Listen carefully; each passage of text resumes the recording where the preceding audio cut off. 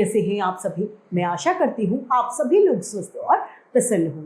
आज हम हमारा पाठ पंचवटी को पढ़ेंगे और समझेंगे। इस पाठ को हम सभी एक कविता के माध्यम से पढ़ेंगे। आइए शुरू करते हैं।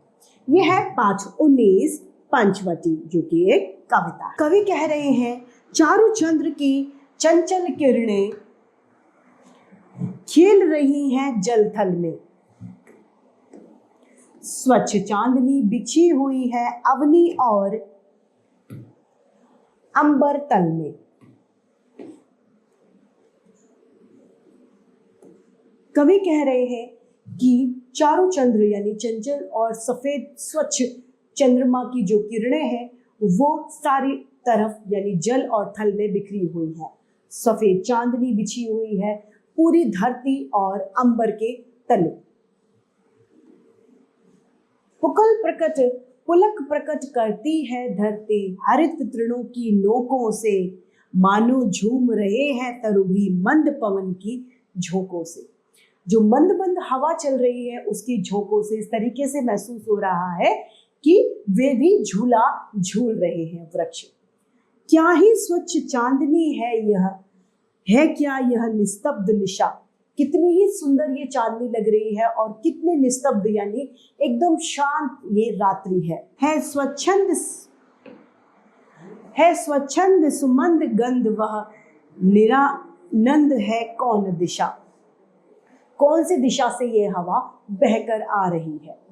बंद नहीं अब भी चलते हैं नेति नदी के कार्यकलाप,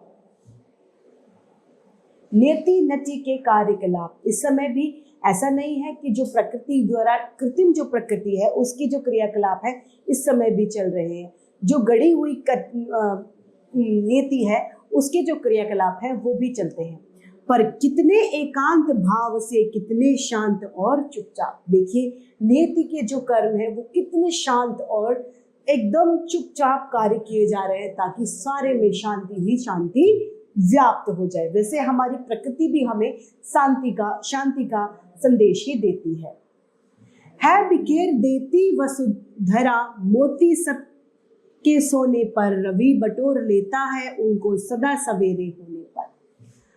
वसुंधरा क्या करती है, ओस की बूंदें सब पर मोती के समान बिखा देती है धरती पर, पेड़ पौधों पर। लेकिन जब सूर्य सुबह उगता है तब वह सब ओस की बूंदों को अपने मोती समान जो ओस की बूंदें हैं वो उनको अपने में समेट लेता है।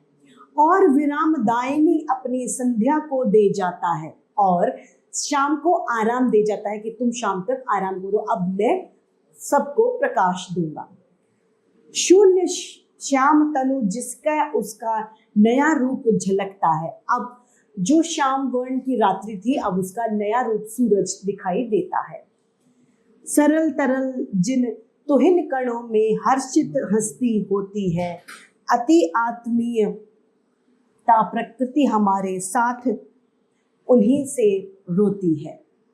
अनजानी भूलों पर भी वह अदय दंड तो देती है, पर बूढ़ों को भी बच्चों सा सदैव भाव से सेती है। जो हमारी धरती है वो जो हमारे द्वारा करी गई गलतियां हैं उनके लिए दंड तो देती है, लेकिन वो किस तरीके का प्यार करती है, जैसे बूढ़े बच्चों से प्यार करते हैं उसी तरीके से प्रकृति भी हमसे उसी भाव से प्यार करती है। गोदावरी नदी का तट यह ताल दे रहा अब भी चंचल, जल कल कल कर मानो ताने लगा रहा है अब भी।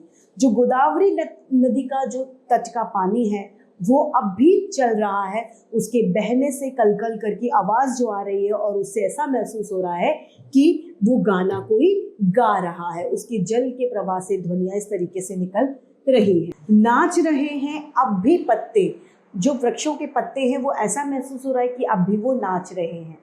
मन से सुमन टकते हैं, मन से क्या कहते हैं, फूलों की वर्षा हो रही है मन से।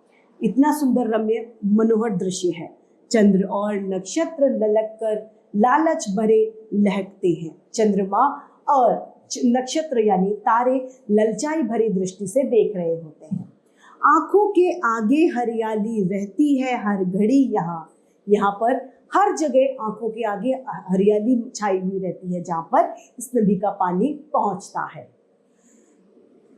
जहां तहां झाड़ी में झिरती है झरनों की झड़ी, यहाँ वन की एक एक हिमकणिका जैसी सरस और रुचि है। वन में जितनी भी एक एक ओस की बूंद है वो बड़ी ही सुंदर और रुचिकर नजर आ रही है। क्या सौ सौ नागरिक जनों की वैसी विमल सम्य रुचि है। क्या 100 नागरिकों की भी इतनी विमल यानी इतनी स्वच्छ, इतनी अच्छी और रम्य यानी मनोहर रुचि है।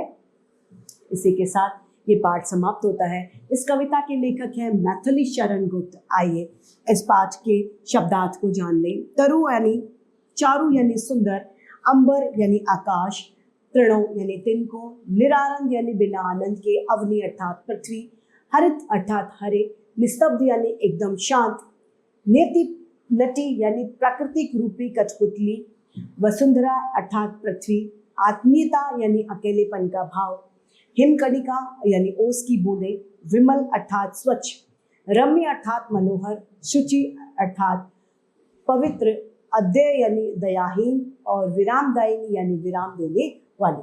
इसी के साथ ये पाठ समाप्त होता है और उम्मीद करती हूँ सभी को समझ में आया होगा। आज के लिए इतना ही, फिर मिलते हैं। धन्यवाद।